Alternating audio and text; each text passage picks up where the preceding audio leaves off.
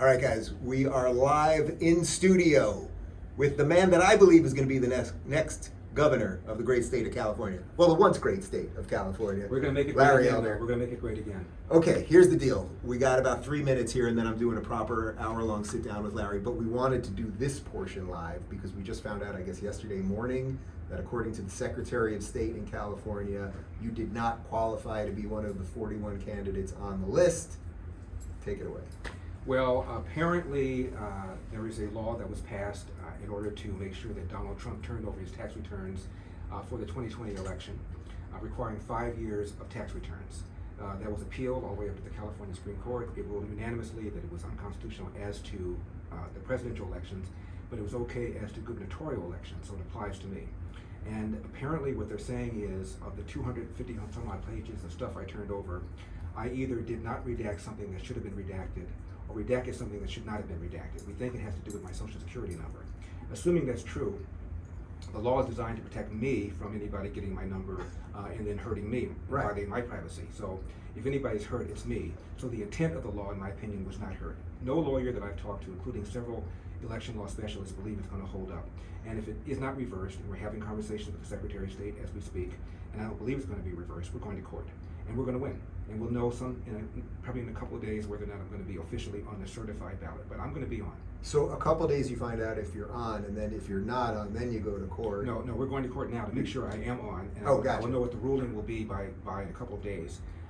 But if we lose, we're going to appeal, and it'll go past Wednesday, the appeal will. Yeah. But I'll know one way or the other if I'm going to be on the certified ballot probably by Wednesday. I mean, does this feel like just the corrupt? And I'm told it's never happened before. Nobody's ever been disqualified for something like this. It is de minimis, that lawyers say.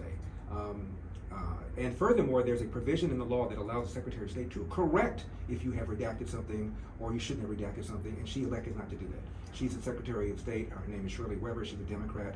I'm not saying the fix is in on Larry Elder or not, but can you imagine if they tried this on Al Sharpton? What would he be saying? I'm just saying. Yeah, well, I know the last thing that Larry Elder ever wants to do is play identity politics, Right. but I'm pretty sure if this was a red state and a black candidate wasn't being, I mean... I don't think so, David. I think the issue is Larry Elder. They're afraid of me. And I'm somebody that can speak to minorities in ways that many Republicans can't and won't and haven't. I gave an interview, for example, to a black newspaper up in Sacramento, and I said, aren't you tired? Aren't you tired of the fact that 75% of black kids cannot read at state levels of proficiency?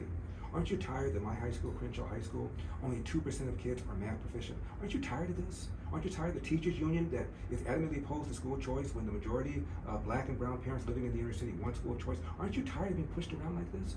Don't you think it's time for something new? And all of a sudden, their body language changed, Dave, and I could tell that I'm not saying I won them over, but I think that they no longer perceive me to be an enemy, an Uncle Tom, a sellout, which is often what people call me.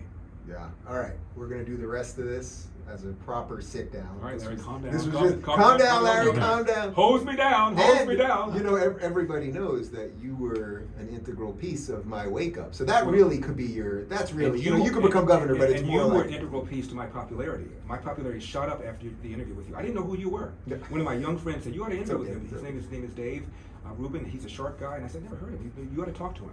And all of a sudden, a bunch of young people who didn't know me from Adam began to follow me on Twitter and Facebook and Instagram. So I owe you a great deal of gratitude. You bludgeoned me in front of millions. They're still cleaning up the blood. Somebody call a cut man. All right. Go to electelder.com, help Larry out. This is our chance, guys. It. You're always asking me, Dave, why are you staying in California? This is the chance right here. That's right. We're doing a proper hour-long sit-down right now.